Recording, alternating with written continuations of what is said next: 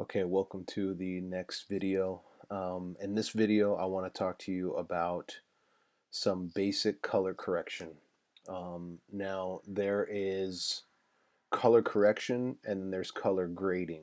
And I want to talk about color correction. Now, the difference is that color correction is actually manipulating the colors and balancing them out to achieve the natural state of the footage that you shot. So sometimes when you're shooting footage, obviously what you see in person looks different than what you see out of the camera, and you want to try to get as natural of a look as possible. So, I have my shot here from the drone, and obviously it has a bluish overtone to it because it's nighttime and um, there's ice and snow, and so you're getting sort of a bluish reflection off of that. Now, that's fine. It's not an It's not that it's a not a natural color, but I may want to make it pop a little bit or maybe brighten it up a little bit. So what I'm going to do first is I'm going to look at my bring up my scopes, and I'm going to show you how to read my scopes. So Lumetri scopes here, and what I'm going to do is I'm going to control click, and I want my parade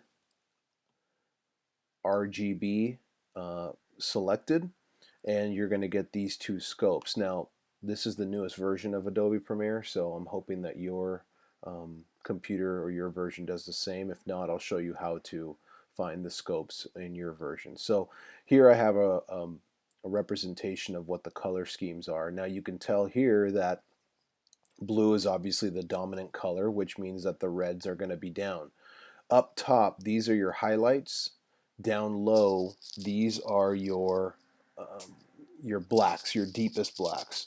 Um, so you want it to be somewhere in the middle so that you have a nice bright picture. So what I like to do is I like to grab my auto color, which is in the effects panel right here. So I go to effects, type in auto, and my auto color comes out. I'm just going to click on that, and it automatically changes that. So here's what it looks like. You could see that it sort of condenses down when it's on, and so it's making the shot a little bit darker based off of this really bright yellow fire over here on the right side. But you notice that if I move the black clip up, it moves the colors down towards the blacks, making the picture even darker. So I can push it to be pretty dark right there, and that sort of takes away the detail of the people that are standing around the fire. So I don't want to do that. So I'm just going to click on this little button right here to reset. Okay. Now I can click on this white clip, and that is going to bring the colors up a little bit, and you could see that the colors are now the shot is brightening up a lot more, and that's what I want. I want it to be just a little bit brighter, and you see that these colors right here are really moving up towards the highlights. So if I can continue to move them up, it really brightens up the picture, and that to me seems to be a little bit better than what I had before. So this was before, this is before, and then this is now after. You see the difference there.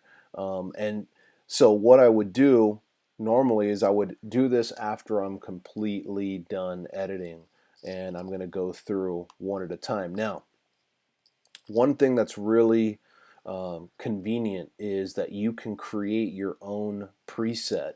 So if this is the color that I want and I have multiple shots that look like this, what I want to do is come up to this auto color, push control, click, and then push save preset. And now the auto color preset, and I can just say, I'm going to call this one ice evening preset. And if I want, I can write a description down here, but I normally don't really need to. So ice evening preset, I push OK, and now if I type it into the effects panel, ice and here's under presets, ice evening preset, and I can just add that to any clip that I want and adjust it later if I don't like the way it looks. But at least that gives me a good baseline of what I want. Okay, so now not quite done. I can pull my scopes back up and type in auto, and maybe I want to bring up the contrast a little bit in this as well. So I'm going to grab the auto contrast and drag it over. Okay, and that actually balanced my shot even a little bit more.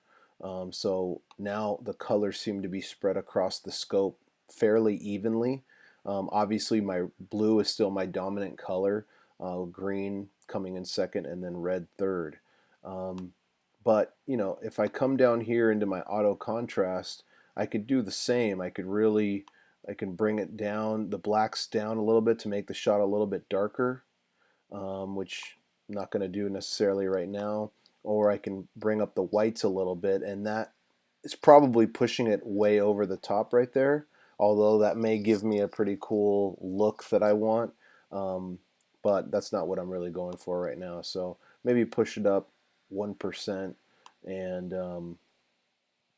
you know basically it's really what you're looking for. I mean, you could even go in as specific as bringing in the red and then boosting up the red or the green or the blue, and I mean it's pretty much limitless whatever you want to do. So if I want to go to the color balance, I typed in color, I click color balance, bring it on top over here, and now I see that my reds, blues, and greens are all separated. So I can bring my red up, and you could see that only the red is moving, and that might give me something that I'm looking for. See how the people who are wearing red jackets, their jackets really sort of popped out a little bit more.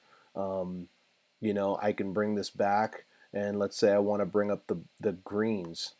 I want to bring up the green. Okay, and now that gives everybody sort of a green overtone. That obviously doesn't look right, but just giving you an example of what you can do to correct your color if you get a shot that you feel is not balanced.